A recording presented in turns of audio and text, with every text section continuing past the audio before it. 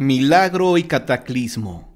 La imagen del Señor de las Misericordias, santo patrono de Tlalnepantla, fue regalada por el rey Carlos V a Hernán Cortés, quien a su vez la donó al convento de San Francisco de México.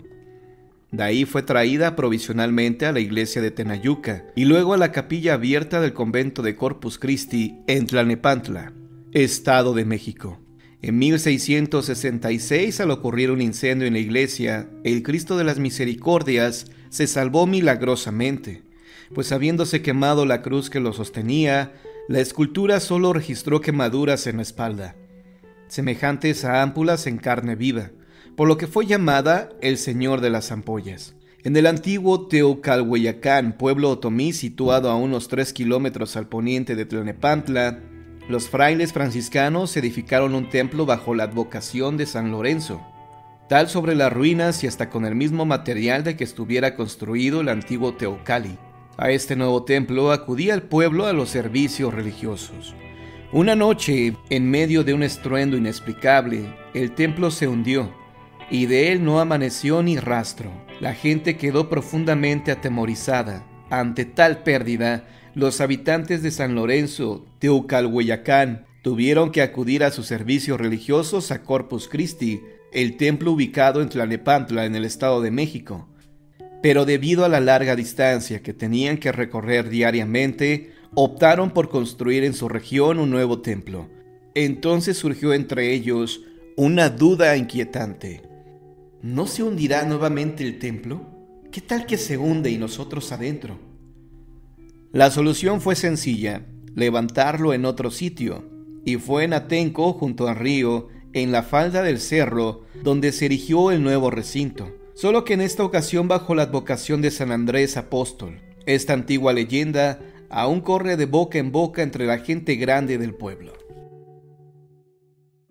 Un pueblo perdido en la sierra michoacana, cuyo nombre me pidieron no mencionar, fue el escenario de esta extraña, espeluznante historia de la vida real. La gente del lugar comenzó a darse cuenta de que algo no estaba bien con el padre Juan, cuando un domingo, en plena misa de 12, se presentó en estado inconveniente, borracho como una cuba. El sacerdote apenas pudo llegar al altar antes de trastabillar y caer vergonzosamente. Sus acólitos lo recogieron y lo llevaron a la sacristía. La misa se canceló, y mientras la gente se alejaba murmurando, las beatas que nunca faltan se persignaron pensando que a su párroco, siempre tan amable, le había entrado el diablo. En verdad hacía tiempo que el pobre padre Juan padecía de esa enfermedad que se llama alcoholismo.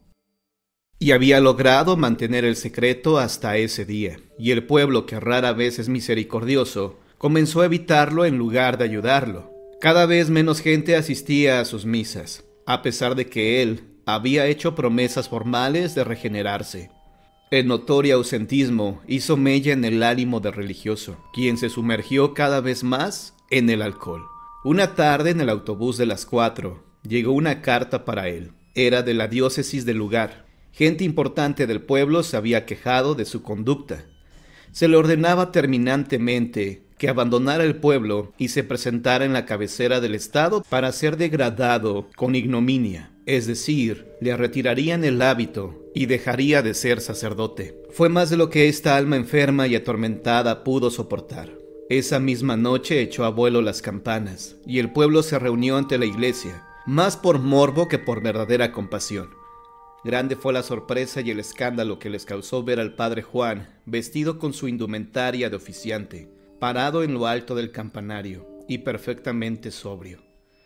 «Dios mío, perdóname», gritó el sacerdote ante el pueblo silencioso. «Mensajero de la muerte soy. Acógeme aunque no soy digno de acercarme a ti». Un grito unánime brotó de la multitud cuando el malogrado padre Juan saltó del campanario y fue a estrellarse contra el pavimento, 12 metros más abajo. Su cuerpo sin vida fue enterrado fuera del camposanto, porque el ser sepultado en territorio sagrado les está prohibido a aquellas personas que se quitan la vida. Pronto otro padre más joven y sano fue enviado para relevar al sacerdote fallecido. Como la memoria de los pueblos suele ser corta, Pronto la gente olvidó al antiguo párroco, cuando el escándalo palideció a fuerza de ser comentado una y otra vez en los portales y en las casas. No pasaría mucho antes de que lo recordaran otra vez. El padre Azrael estaba contento con su parroquia, lamentaba profundamente el triste fin de su antecesor y rezaba todas las noches por la salvación de su alma. Como hombre religioso sabía que el padre Juan no tenía perdón según las leyes de la iglesia, pero que Dios, en su infinita misericordia, podría entender que esa alma descarriada solo había cometido el pecado de enfermarse. Azrael era lo suficientemente moderno para comprender que el alcoholismo no es un vicio, sino un auténtico padecimiento progresivo, incurable y mortal, y que en ese sentido no era un pecado, sino una auténtica cruz. Una noche, después de decir sus oraciones y rezar el Padre Nuestro de costumbre por el alma del padre Juan, el padre Azrael creyó escuchar ruidos en la sacristía. Se asomó alumbrándose con una linterna de pilas. Había que ahorrar la poca energía eléctrica que llegaba, racionada, a ese pueblo perdido en la sierra. En medio de las sombras, le pareció ver la silueta de un sacerdote que cruzaba presurosa la puerta que daba a las escaleras que llevaban al campanario. Iba a seguirla cuando de pronto las campanas de la iglesia comenzaron a sonar. Atónito, el padre Azrael pudo ver cómo las cuerdas subían y bajaban sin que nadie las tocara. Persignándose cayó de rodillas y de su alma salió una plegaria. «Dios mío, ayúdanos». Al día siguiente hubo un fallecimiento en el pueblo. Una de las ancianas que vivía con su nieta fue encontrada sin vida en su cuarto. El médico del pueblo dictaminó que se había tratado de un paro cardíaco. El padre Azrael administró los últimos sacramentos al cuerpo que fue enterrado en el cementerio. Tuvo que hacer un esfuerzo de voluntad para dominar el violento miedo que seguía sintiendo desde que viera la aparición, y las campanas hubieran echado al vuelo, hecho que no había comentado con nadie. El asunto se repitió una semana después. De nuevo, Azrael escuchó ruidos en la sacristía y vislumbró la figura de un sacerdote que se parecía mucho al difunto padre Juan subir por las escaleras del campanario. Las campanas sonaron, y a la mañana siguiente, 2 niños que habían salido al campo fueron encontrados sin vida. Se habían ahogado en el río, 2 veces más, y otros 2 fallecimientos inesperados. De pronto el pueblo comenzó a atar cabos. Eran varios los que juraban que muy tarde en las noches anteriores a los decesos habían visto al padre Juan cruzar la plaza principal. Poco después las campanas habían echado a rebato, solas. Esto siguió hasta que el pueblo, poseído de un temor religioso, comenzó a esperar con angustia el tañido de las campanas anunciando el siguiente deceso. Todos se preguntaban si serían los próximos, y pronto hablaron del padre Juan como el campanero de la muerte. Hasta que el padre Azrael decidió que ya era suficiente. «Dios mío», dijo postrado de hinojos ante el Cristo del altar mayor, «líbranos por piedad de esta alma atormentada, e indícame en tu infinita sabiduría qué debo hacer para darle la paz que todos tus hijos arrepentidos se merecen».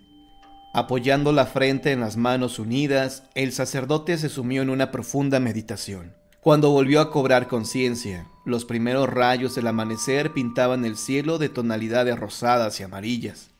Llamó a rebato. Al principio la gente no salió, pero el barrendero del parque vio que era el padre Azrael quien estaba tocando las campanas, y pronto la voz se extendió. Aquello no era el anuncio de un nuevo fallecimiento, sino su párroco llamándolos. «Hermanos», dijo al joven cura, cuando la mayoría del pueblo se hubo reunido en el atrio de la iglesia, «el alma del padre Juan es un alma perdida que debe de ser devuelta al camino de la luz. No podemos sacarlo de donde está sepultado, pero sí podemos celebrar una misa en su honor y perdonarlo de corazón. Solo así evitaremos que las campanas de la muerte vuelvan a doblar en este pueblo». Acto seguido, la misa se celebró. Casi toda la gente que rezó por Juan ese día lo hizo por temor, pero algunas buenas almas, entre ellas la del padre Azrael, lo hicieron honestamente, sintiendo auténtica compasión por el viejo sacerdote que se había quitado la vida en un acto de desesperación. El perdón sincero que emanó de estas personas fue suficiente para que la misericordia ejerciera su divina influencia. A partir de ese día, nunca más las campanas del pueblo doblaron, lanzando su fúnebre presagio. Y alguien, no se supo quién, mandó poner una lápida sobre la tumba de tierra del padre Juan, rematada por un crucifijo. En la blanca losa fueron esculpidas las palabras: Campanero de la muerte, Dios te ha perdonado.